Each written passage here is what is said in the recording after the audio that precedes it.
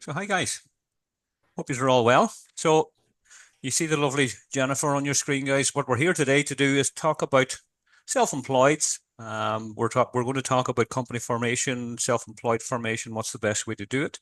We're also going to talk about pension planning and sort of using the regimes that are in place to sort of help around saving on your tax bills. And we're all trying to do a little bit of that all the time.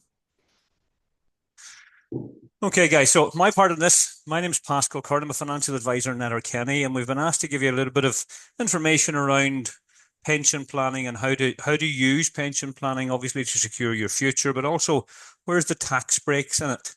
So that's part of it. Jennifer is going to take you through then taxation from an accountant's point of view, and from an advice point of view, guys. It's best results for you as being self-employed people is where your accountant and your financial advisor work together. And that is where you get best bang for buck. You're using the expertise of two different minds to come together to try and give you the best options and the best way to move your company around. So this is a little bit about us, what we actually do. We do all sorts of financial planning. I'm in the business since 1992, established my own business in 2005. We're regulated by the central bank and we're members of all the association, the Life Insurance Association, Trusted Financial Advisors. So just to give you a little bit of a background on who we are. But guys, the main point of this today is really about what advice would we give self-employed people. And being self-employed myself and Jennifer self-employed, we know exactly the challenges that you guys have. And if you take the name away from your business, we all have the same challenges. It's about getting customers and keeping them profitably. But when we talk about customers, I always try and help self-employed people understand who the first customer of their business is. And it's not the paying people coming through the door. The first customer of your business is you. You sell your time to your business to give the product and produce the products that you have to sell.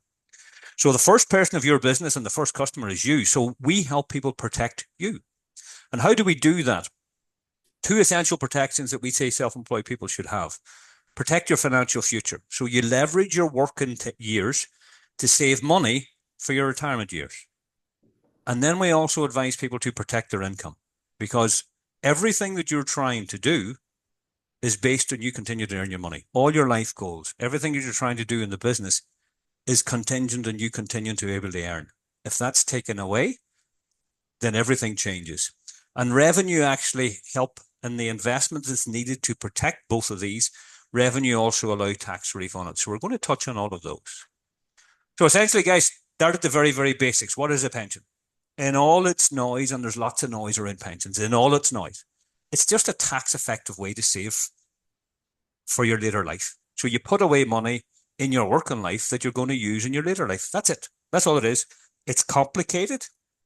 There's a lot of noise around it, but essentially that's all it is. So introducing pensions for self-employed people. So why would you? Well, if you don't, nobody's going to look after you.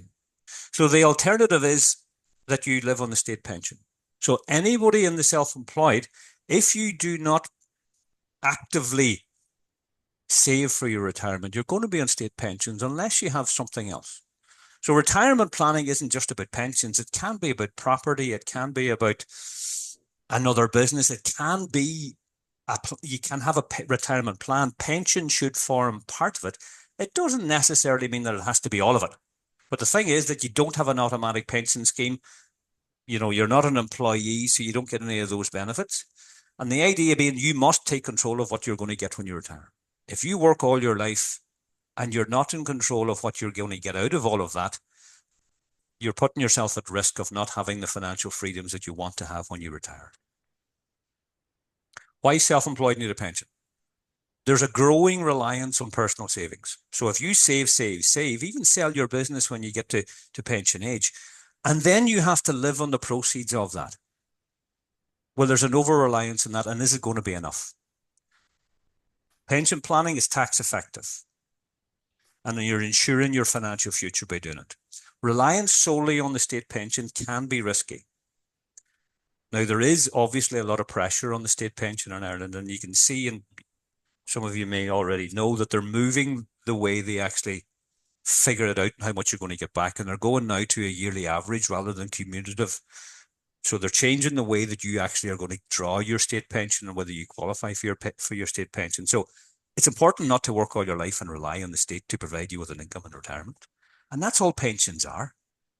Currently, you must have 520 PRSA contributions or 10 years contributions to qualify for the state pension. Currently, in the year 2023, it's 265 quid. Obviously, it's gone up by 12 quid recently in the budget. In theory, you're entitled to that. If you have gaps in your employment history, if there's where you've left the country to go and work in the UK, or there's gaps where you weren't putting in your PRSI contributions, that may affect your ability to actually claim that. So when we're saying about pension planning, what you're trying to do is boost that. Your self-employed PRSI contributions count towards the state pension. But is the state pension enough? And that's ultimately the question. If that's not going to be enough income for you, then you've got to take action. You've got to be proactive in doing something else. And the way you do that is have a plan. What are the options? There are a number of options, and this is where the noise starts happening when it comes to pensions. Well, what kind of pension?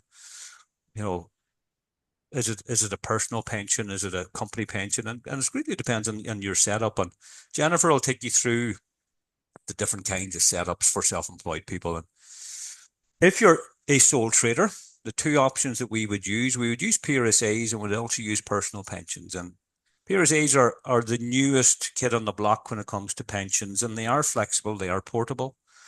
At the minute, now this is up for discussion at the minute, but at the minute there is no funding limits on PRSAs. Personal pensions, they're the older version. We still use them quite a lot. And then you have a self-directed pension. Self-directed basically means that you control what you want to do with your pension. Now, two things in that. You need to be experienced in what you're doing, and you need a decent pension to do it. So it's not open to everyone, but there are options for self-employed people.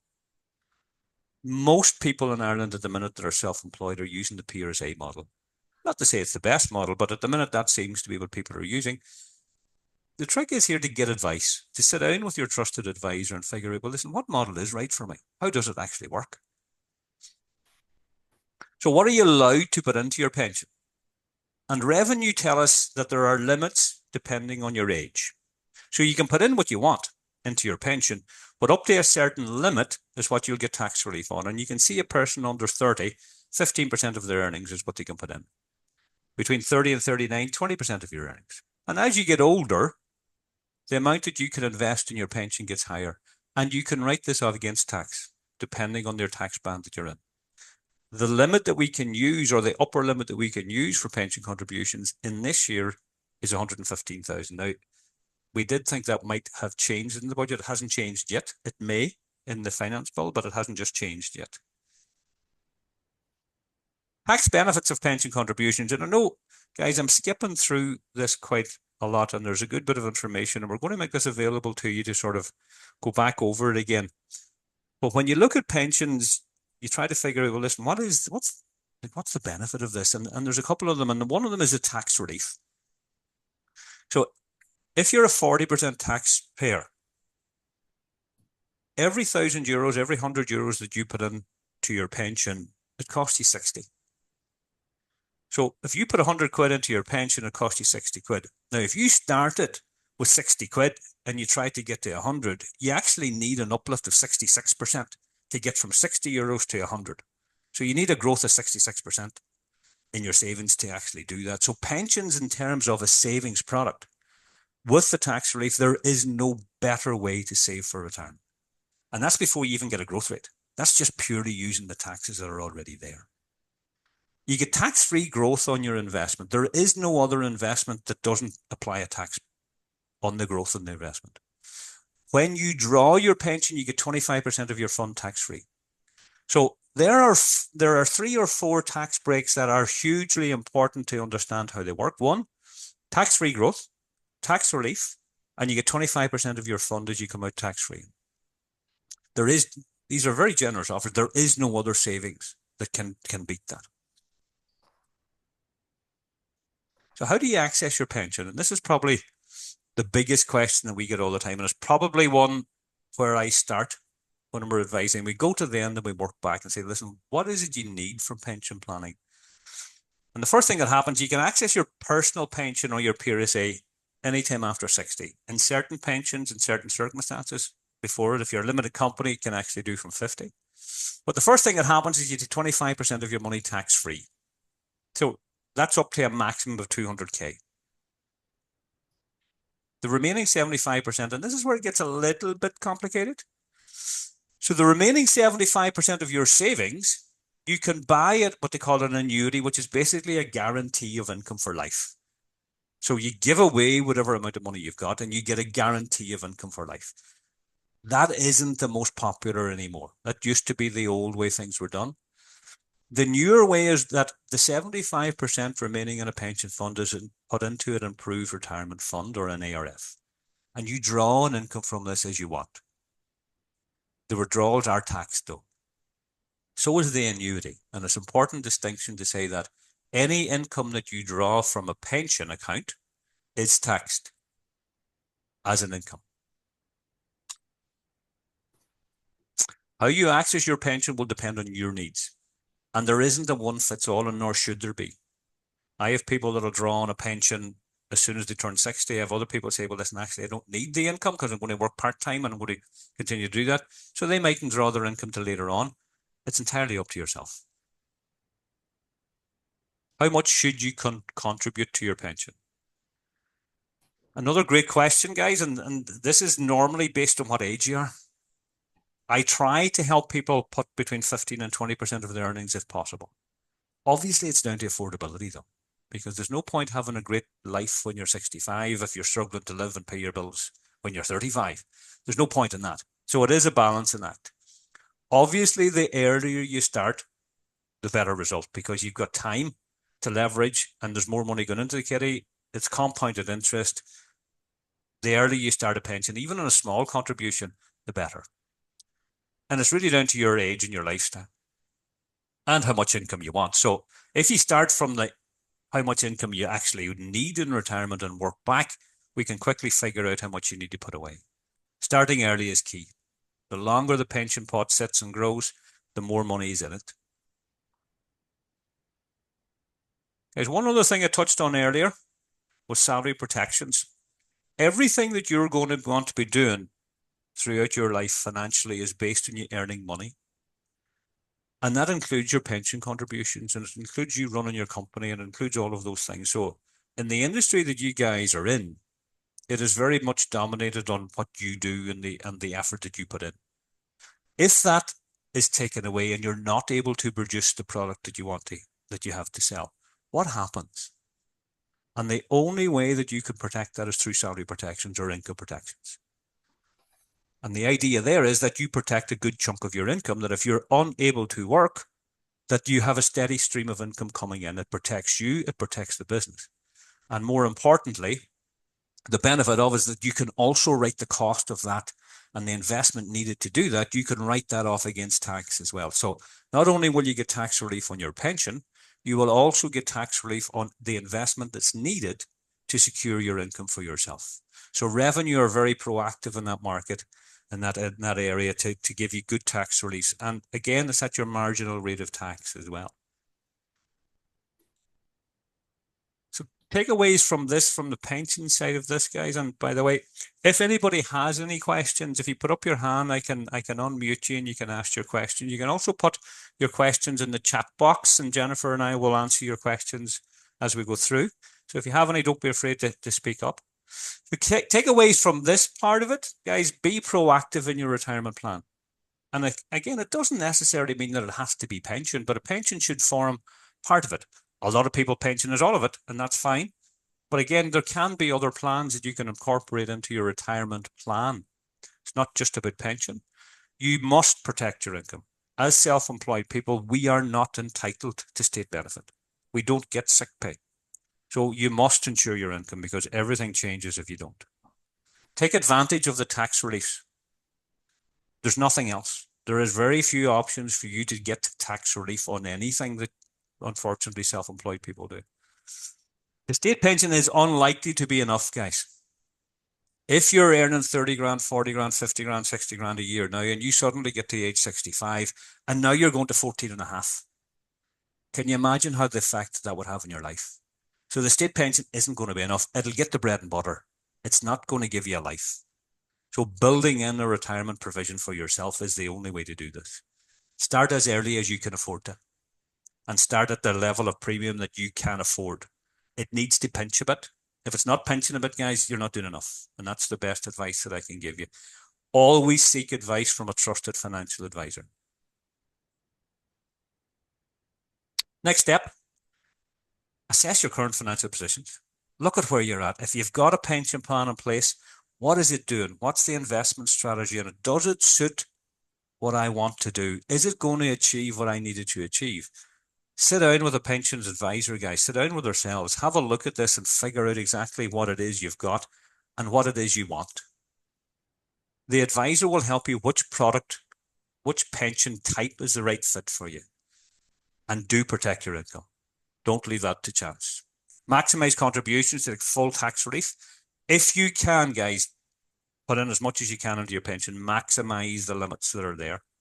And again, I'm a little bit biased in this anyway. I would always say, speak with a trusted financial advisor and take advice. Do not do a DIY version on this. Get somebody that's independent. Do not get somebody that's attached to a bank or attached to some brokers or only have one life insurance company that they deal with. Get somebody that has good market analysis that can actually take you through all the market and all the different pensions that are available. Guys, again, I just say, listen, you need to be proactive in your pension planning. Don't neglect it, because a lot of people and statistics tell us that people start looking at their pension when they're 56, 57. It would be much easier to look at it a bit earlier than that, because by the time you get to 56 and 57, you don't have a lot of time to get the money together that you need.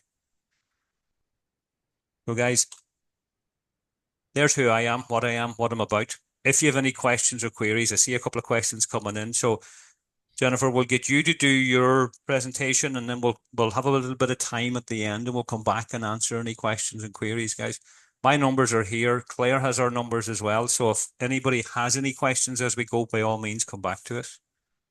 Jennifer, you should be able to control now yourself. Let me see. I should be.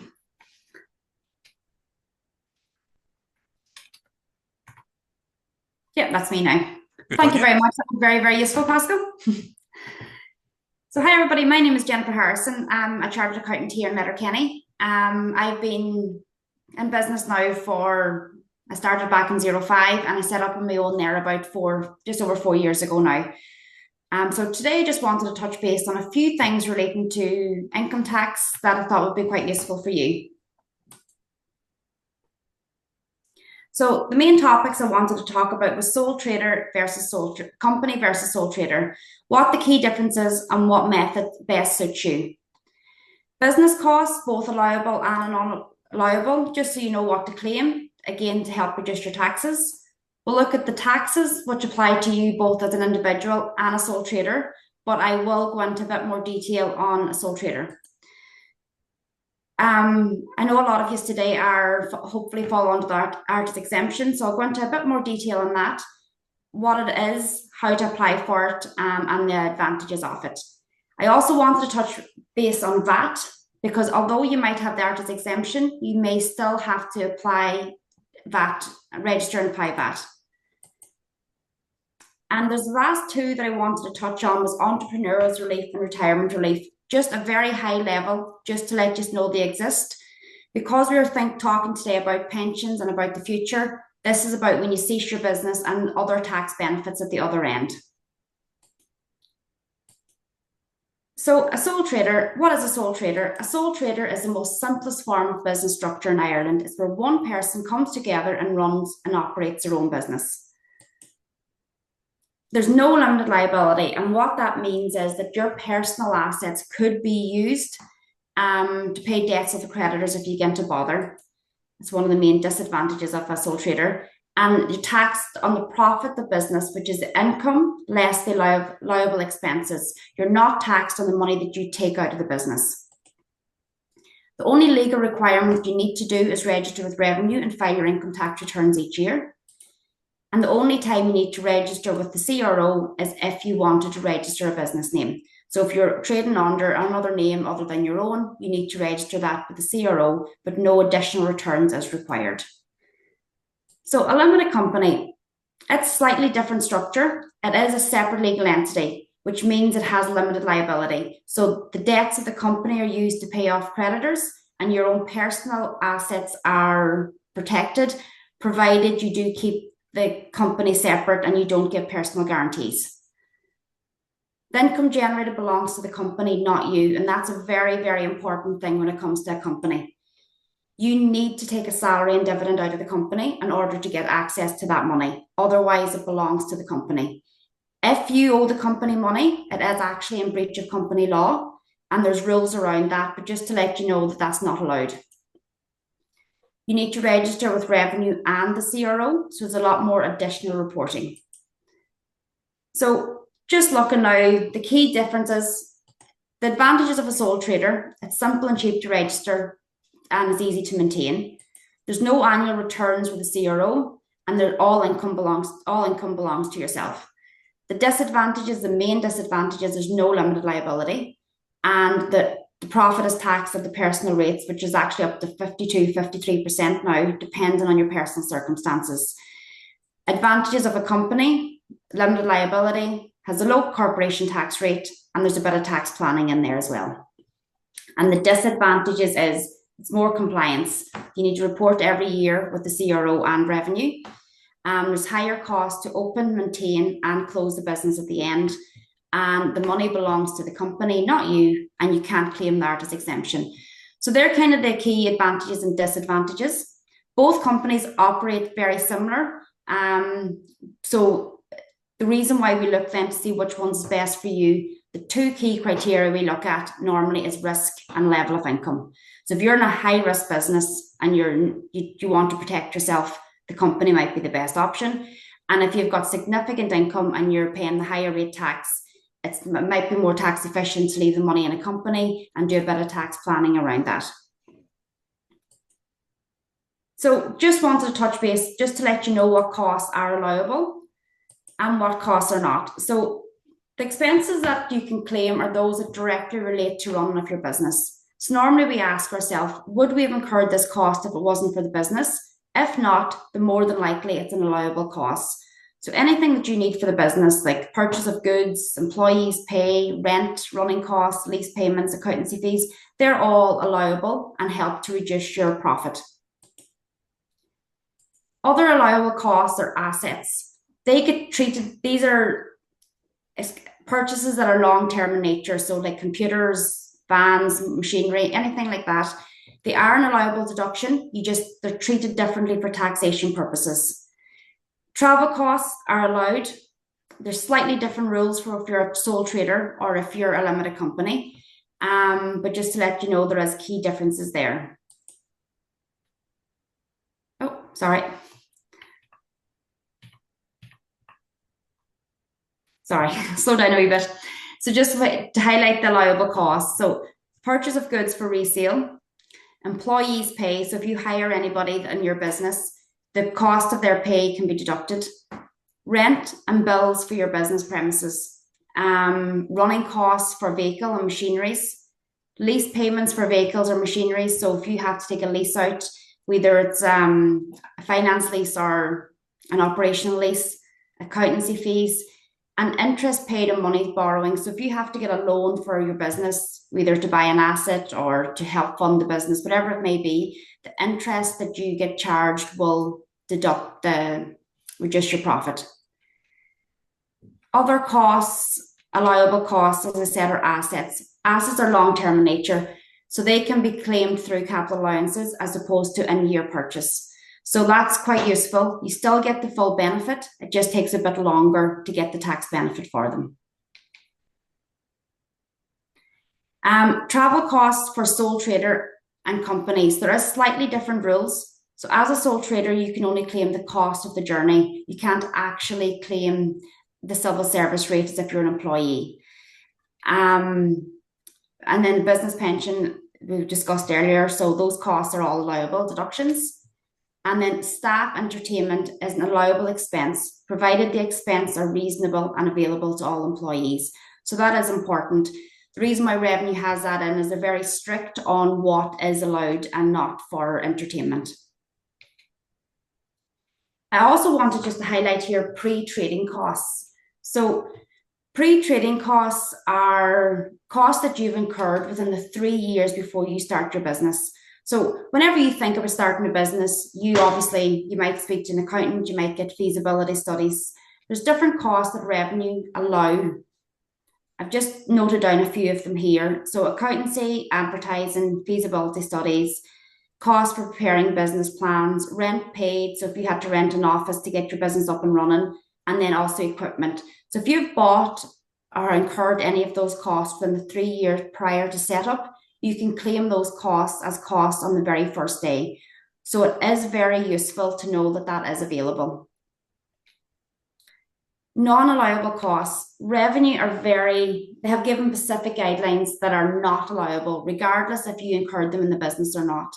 One of the biggest one is clothing. So they always say protective clothing, so high-vis vest, steel toe cap boots, anything like that. So pretty much PPE is all allowable expenses. But say like suits, or one of the biggest ones now, people going out in gyms, so like tracksuits, hoodies, things like that, wouldn't be deemed allowable. They're deemed personal in nature and therefore not allowed. Your own pay. So as a sole trader, you're taxed on the income that you generate, not the amount of money you take out of the business, and therefore your own pay is not deemed allowable. And client entertainment is, for both sole trader or a company, is not an allowable expense. Your own food and travel expenses, there's loads of guidance around here, and revenue is quite strict on what's allowed and what's not. As a sole trader, your own food is not allowable an expense because revenue deemed you need food to live, therefore it's not business. If you're a company and you have employees, there is different rules that you have to follow. So if you're away from the office for more than 5 hours or 10 hours, there's different guidelines. Just wanted to highlight that they are there. So if you are a business that has extensive travel, it might be worthwhile setting up as a company as opposed to a sole trader, because there's a bit more advantages there. So taxable pay. So once you have identified what your income is, so you've looked at your turnover for the year, you've taken away your allowable costs. So what are you taxed on? As a personal individual, there's different types of taxes. You have your income tax, your PRSI, USC, and prelim tax. So they're the 4 taxes that needs to get paid every year. If you're a business, regardless if you're a sole trader or a company, you need to pay VAT or PAYE. You need to register for VAT or PAYE dependent. So VAT is based on thresholds, and PAYE is if you employ anybody within your business. You need to register for employment and return their taxes every month. And then company tax then, which is a corporation tax that only applies to companies.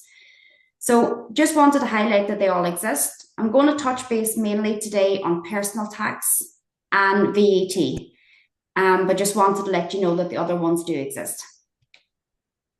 So income tax. Income tax is the amount of money that you have to pay on the profits that you generate. So it's your income less your allowable expenses. It's then taxed on a rate band. So depending on your personal circumstances will depend on what rate band you fall under. And then the last one is your tax credits. So we all have certain tax credits that we use to help reduce our tax. Again, I just want to stress out that they are different depending on your personal circumstances. So it is worthwhile having a look at them. Speak to your accountant just to make sure that you're claiming everything that's available for you. So I've done just a quick calculation here just to give you an idea of what the tax would be if you were a single person on a profit of 48,800. So you have 42,000 at the 20% tax band, and then everything else falls into the 40%. And then you have your tax credits, which is your single tax credit and your earned tax credits. So that would give you a total tax payable of 7,370.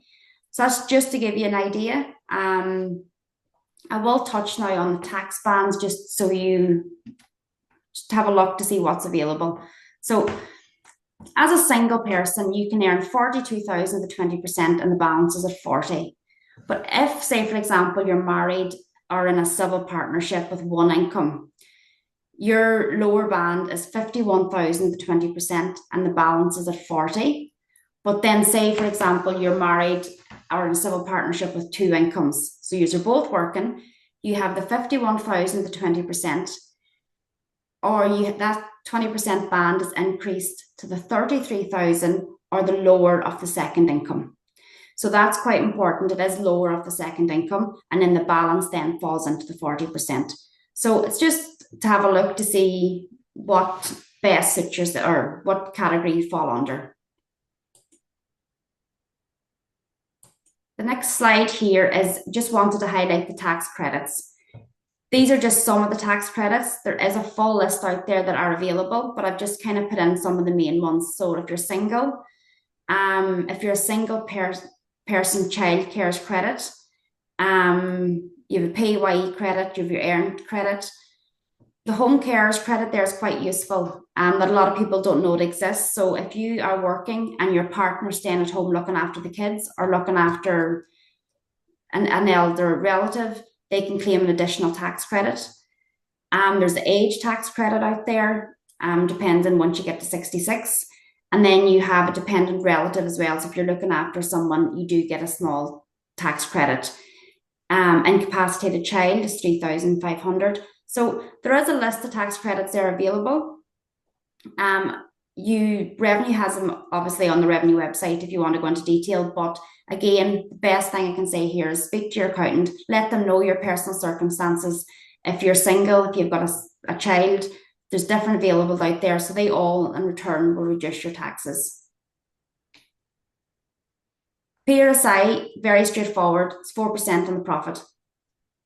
There is a minimum €500 contribution, and the 650, it's been increased to 650 now for 24, and that's where you earn a profit of greater than 5,000. That becomes a minimum PRSI. That is a minimum PRSI that you have to pay in order to qualify for your state pension later on. So it is important to pay that if you can each year. Just touch on the USC. It's another tax that has to be paid. So if you earn less than 13,000, you don't have any USC to pay.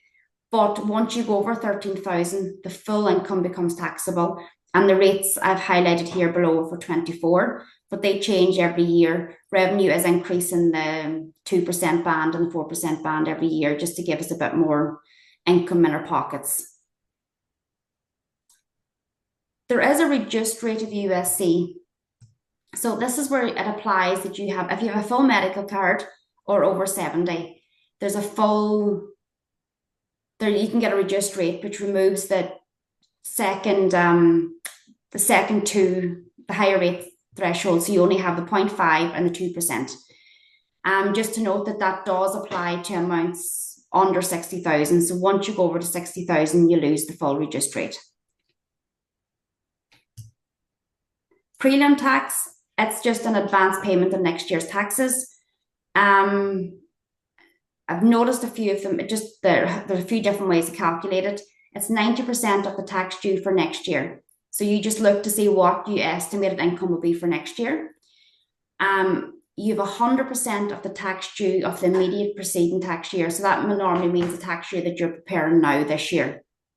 That's the most common one that people use. And the reason for that is that it is, 100% what the value is. There's no guessing in it or estimation. Or you can use 105% of the previous year.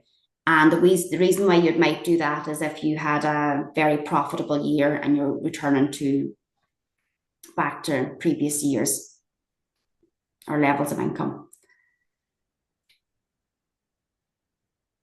Just to touch on the artist exemption, I think you all know that it's available, but just wanted to touch base that it does exist, what's the key criteria you need, how to register for it, and what's the advantages of it. So if you are an artist and you earn income from your sale of artistic works, you can be exempt for income tax. And please note that it's only the PAYE income only. I just discussed there about the PAYE, USC, and PRSI. So you're not exempt from USC or PRSI on this income. In order to be exempt, your work has to be original and creative, and it has to be cultural and artistic. So revenue has given us a guidelines of if your work falls within books or forming of writing, plays, musicals, painting, or sculpture. If you fall into one of those categories and your income is original and creative or cultural and artistic, you can apply for the exemption. It's very straightforward how to apply for it. You need to send in an artist to form to revenue. You also have to send in a sample of your work along with supporting documentation in the forms of testimonials. And you also have to be resident in the EU or the EEA or in the UK. So if you believe you fall into these categories, you submit your application to revenue and they will ask you for a sample of your work. The sample of a work, they have given specific guidelines of what they want to see, and it depends on what you're doing. So say, for example, a book or other writing, they want a full electronic version or a publicized copy of the book. A play, they want a copy of the script along with the signed production contract. A musical, they would like links or a CD, which you have credited with the music or lyrics. A painting and a sculpture, the same. They kind of look for 6 good quality photographs of the work with a brief CV of the artist's career to date. So once they have received this information, they will review it. If revenue aren't aware or aren't sure about it, they will go to the Art Council to see what their opinion is on it as well. So they will get a second opinion on it. So just wanted to note here, non-fiction work. It's slightly different criteria and it has to fall within a unique subject matter. I've only noted down 6 here, but there's about 10, maybe 12 in total that revenue have stated it has to fall under.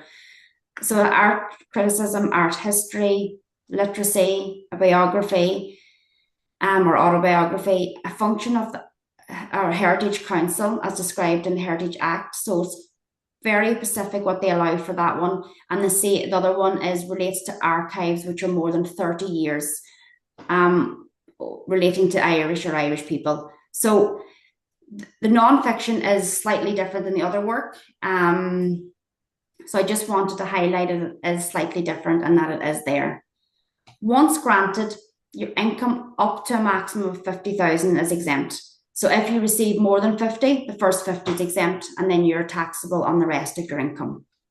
You are not exempt from USC and PRSI, and only the exempt from future income. So say you had already completed pieces of work and sold them, the income from that would not be taxed, or would not fall under the exemption if you hadn't received the exemption cert. Advanced royalties, so exemption needs to receive for payments before received. And what that means is if you've gotten advanced royalties, the exemption has to be in place before you receive the income. So once the income is received, it becomes taxable. And provided they fall within the same guidelines, all future work will fall under the exemption. So you don't need to reapply, provided you don't change what you're doing. So if you've submitted to revenue the sample and you're keeping within that guidelines, you don't need to reapply. Non-fiction books are slightly different. They have to be on a case-by-case basis. And just wanted to highlight here that you still are required to register for VAT, even if you fall within the exemption or the artist exemption. Revenue have excluded certain pieces of work that they say, no, you're not allowed you don't get the artist exemption for this. So they've given a full list here. So say your books are writing, mainly if they're for the course of study, for trade or professions, they're excluded. Any journalism work, which is published in newspapers, journals, magazines, or the internet. Any written, visual that are for advertising purpose, anything that's not deemed original, or if they're serve a practical function. So revenue have give specific guidelines to say these are excluded from the exemption.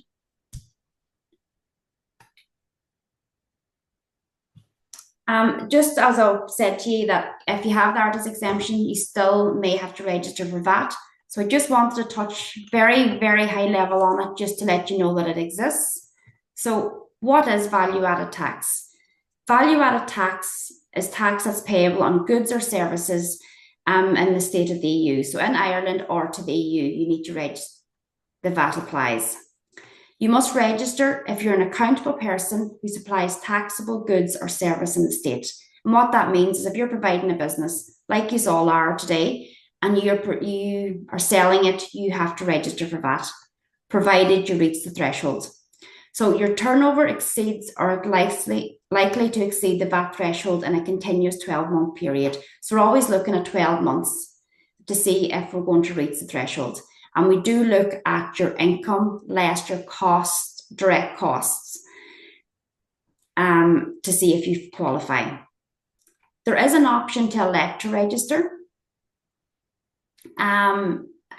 What elect to register is you haven't reached the thresholds, but you still want to register. There's very specific reasons why you would want to register for VAT. So say if you were in a high business with high costs that they're VATable, you might want to register in order to claim back the VAT.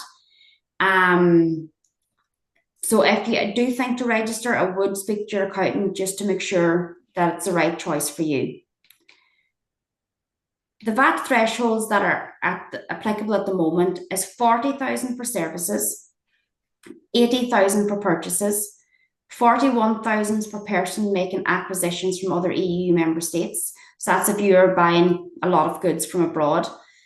10,000 for distance sales. So that's if you're selling to either other people selling into Ireland or you're selling to other EU countries. And 0% for purchases of services from abroad. And that's quite an important one there. So there's no threshold if you are receiving services. So either the EU or outside the EU. Services consist of accountancy, solicitors, if you're using a subcontractor, any services that are abroad, there's a 0% threshold, which means you need to register automatically. Just wanted to highlight here, just as we were talking about artists. So authors are deemed to provide a good if the books are printed. So say you actually physically print your book, you would fall under the 80,000 for purchases. But if you're doing ebooks actually fall under a service. So you would fall under the 40,000 for that one. So it is important to have a look to see what your actual services you're doing or what your product you're selling. These are the VAT rates applicable at the minute. So Revenue do have a VAT rate database, and if you just Google the VAT rate database, it'll give you a full list of the VAT rates specific to your goods. So you can search that if you're selling sculptures or books, and Revenue will tell you what rate applies to you. For example, if you're selling books, normally books are 0%. You still need to register VAT. If you are 0%, you just charge 0% on your invoice, but it also allows you then to claim back your VAT then on any purchases that you incur. A lot of sculptures, artworks, things like that seem to fall under the reduced rate, but it would be worth just having a look at the VAT rate database specifically for your product. And these are the last two that I just wanted to touch base on. This is a very, very high level. I just wanted to let you know they exist. So entrepreneurial relief is when you sell your business. So if you sell any assets or you sell your business, you fall under a tax called capital gains tax, and you need to pay 33% on the profit of that business or that asset. So that's can be quite high. But if you fall under this entrepreneurial relief, you will only have to pay capital gains tax of 10%. There is a lifetime limit of 1 million. There is other rules as well. For example, if you sell one business, you can't set up another business exactly the same and sell it again. It has to be a unique business. How to qualify for that relief is you must own the business assets for a continuous period of 3 years. The 3 years must be within the 5 years immediately prior to disposal, and the business assets must be used as a qualifying business. And then the qualifying is either shares held by an individual or a trading company or owned by a sole trader and used in the trade. So that is very useful to know that it exists. It's a lot more complex than that, but just to let you know that it's there.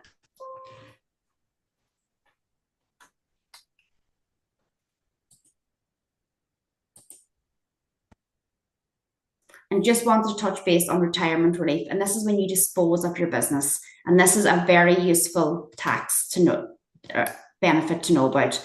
It's very similar to the entrepreneur's relief, except you need to hold the business for a minimum of 10 years. So if it does note that just because of retirement relief, you don't physically need to retire in order to claim this benefit.